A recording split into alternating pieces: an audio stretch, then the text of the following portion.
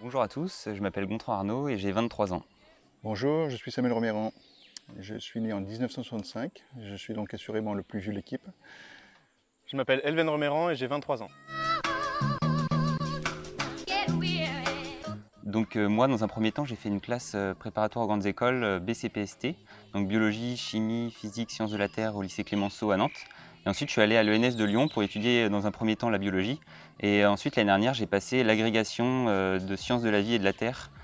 Après le lycée, je suis parti 3 ans en Guyane française pour faire un BTS en gestion et protection de la nature. Et après, j'ai enchaîné avec une licence pro en gestion et traitement des eaux et des déchets.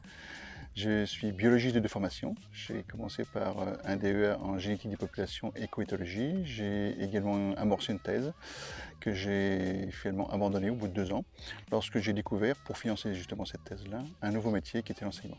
Je suis donc désormais enseignant en sciences et vie de la Terre. J'ai fini mes études et maintenant je me concentre vraiment sur le projet.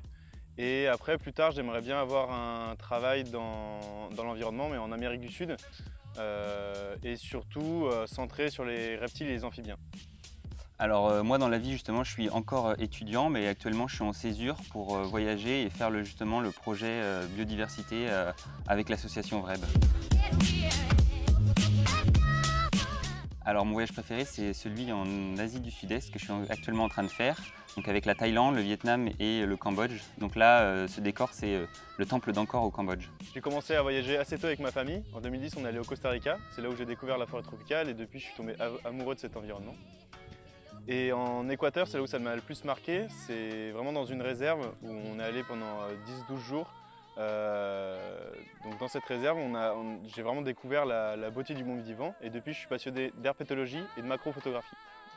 L'un de mes plus forts souvenirs restera donc un voyage au Costa Rica qui fut donc initiatique et puis une immersion totale dans un parc naturel qu'on appelle le Pacayas Miria au Pérou, où j'ai eu la chance d'avoir un guide qui, pour moi, finalement, m'a emmené en pirogue pendant 3 jours, avec une immersion donc vraiment profonde.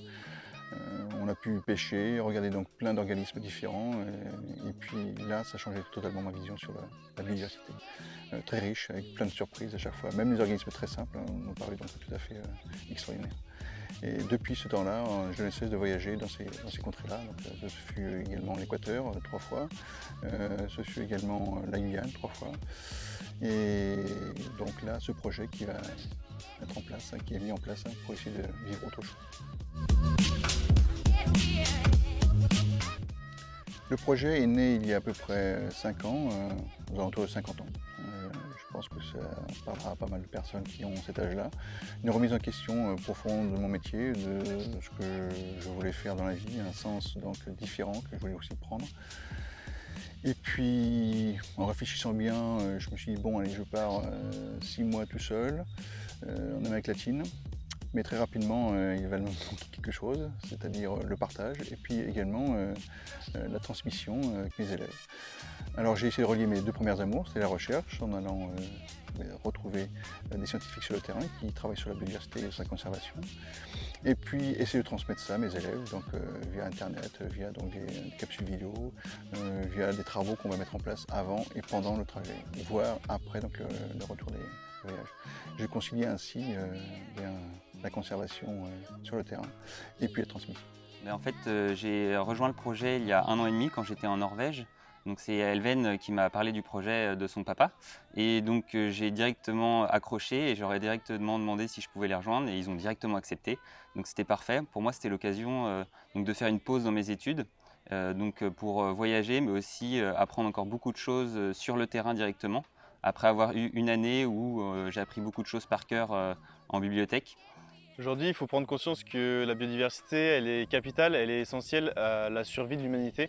Donc j'aimerais bien que les gens puissent comprendre ce problème qu'on a avec la perte de biodiversité. Donc c'est une occasion de partager ça avec des gens grâce aux vidéos et grâce aux différentes sensibilisations et aux interventions qu'on peut mener en France et en Amérique du Sud. Et c'est aussi une occasion pour moi de voyager dans des pays merveilleux où je rêve d'aller depuis longtemps. Et en plus de découvrir un monde avec la recherche et les chercheurs sud-américains.